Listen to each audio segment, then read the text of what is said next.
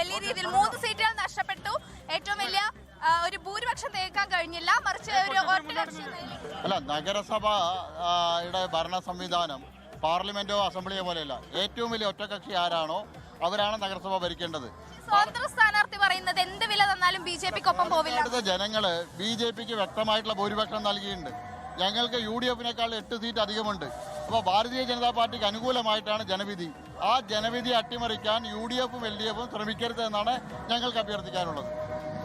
എന്തായാലും കരുനീക്കങ്ങളൊക്കെ LDF-ന്റെയും UDF-ന്റെയും ഭാഗത്ത് നിന്ന് നടക്കുന്നുണ്ട്. ജനഹിതം മാനിക്കണമെന്നാണ് പറയാനുള്ളത്. ഒപ്പം തന്നെ നമുക്ക് മുൻ നഗരസഭാ അധ്യക്ഷയുണ്ട്. വലിയ വിമർശനങ്ങളും വിഭാഗീയ പ്രശ്നങ്ങളൊക്കെ ഒരു ഘട്ടത്തിൽ ഉയർന്നു വന്നിരുന്നല്ലോ. പക്ഷെ നഗരസഭ ഇത്തവണ ആ ഒരു ഭൂരിപക്ഷം എന്നതിൽ കുറഞ്ഞു. 3 സീറ്റുകൾ. ഏറ്റവും വലിയ ഒറ്റകക്ഷി എന്നുള്ള നിലയ്ക്ക് പാലക്കാട് നഗരസഭ 25 സീറ്റോടുകൂടെ നഗര ജനതയ്ക്ക് ഭരിച്ചു കാണിച്ചു കൊടുക്കും. അതിൽ യാതൊരു സംശയമില്ല. ഒറ്റകക്ഷി എന്നുള്ള നിലയ്ക്ക് ഭാരതീയ ജനതാ പാർട്ടി തന്നെ പാലക്കാട് നഗരസഭ ഭരിക്കും. വിമതൻ പിന്തുണക്കൊന്ന് പ്രതീക്ഷയുണ്ടോ? ഇല്ല, നമ്മൾ പ്രതീക്ഷിക്കൊന്നും വേണ്ട. നമ്മൾ ഒറ്റകക്ഷിയാണ്. ഏറ്റവും വലിയ ഒറ്റകക്ഷി എന്നുള്ള നിലയ്ക്ക് BJP തന്നെയാണ് ഭരിക്കുക.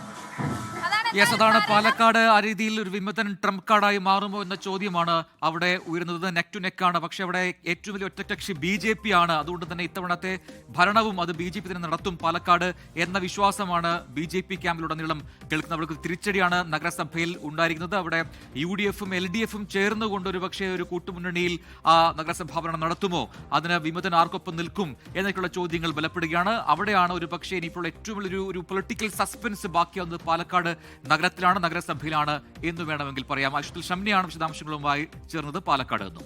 ലോകത്തെവിടെയായാലും ഏത് സമയത്തും 24 വാർത്തകളും ഓഗ്മെന്റഡ് റിയാലിറ്റി പാക്കേജുകളും എക്സ്പ്ലെയിനറുകളും വിശദമായി കാണാൻ ഞങ്ങളുടെ YouTube ചാനൽ നിങ്ങൾക്ക് സബ്സ്ക്രൈബ് ചെയ്യാം.